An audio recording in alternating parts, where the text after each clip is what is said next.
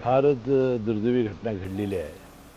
काल रात्री अचानकपणानं शॉर्ट सर्किटमुळं पेट झाला असं कळालं आणि त्यावेळेला मी महालक्ष्मी रेल्वेमध्ये होतो आणि फारच अस्वस्थता वाढली आणि मी ते सोशल मीडियावर सुद्धा पाहत होतो आणि तात्काळ उतरल्यानंतर या ठिकाणी येण्याचा निर्णय मी घेतला आणि पाहिल्यानंतर अतिशय मन सुन्न झालेलं आहे.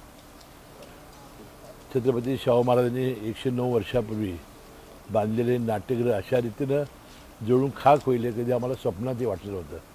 फारच हृदयद्रावक तकला चटका देणारा हा प्रसंग असं मी मानतो आणि म्हणून आता अशाच पद्धतीनं आम्ही सर्व लोकप्रतिनिधी हे नाट्यगृह उभं करणं किंवा ह्याच्यापेक्षा किंवा चांगलं उभं करणं हे आमच्यासमोरचं आव्हान आहे आणि ते आम्ही पार करू.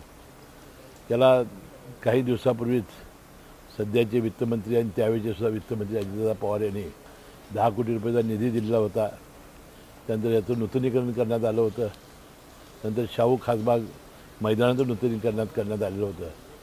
कारण ज्यावेळा शाहू महाराज हे युरोपला रोमला गेले होते त्यावेळी त्यांनी हे अशा प्रकारचं नाट्यगृह पाहिलं होतं, अशा प्रकारचं ॲम्पी थिएटर पाहिलं होतं आणि शाहू खासबाग मैदान आणि केशवराव भोसले नाट्यगृह उभारण्याची त्यांची त्यावेळेला कल्पना होती. ह्याला पहिल्यांदा पॅलेस थिएटर म्हटलं जायचं.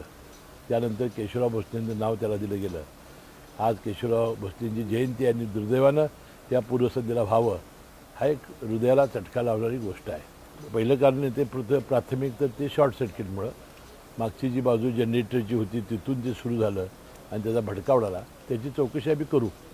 पण आता सगळ्यांना आपल्याला आव्हान आहे की आता योगायोगानं अजितदादा येता येतच पवार परवाशी तर त्यांच्यासमेत बैठक घेऊन याला एक निधी देणं चांगल्या पद्धतीचं आणि महानगरपालिकेला पुन्हा एकदा अशा प्रकारचं नाट्यगृह ह्याच्यावेळी चांगलं उभं करणं हेच आमच्या खऱ्या अर्थानं आमच्या सर्व लोकप्रतिनिधीची आणि शासनाची जबाबदारी असून मानतो.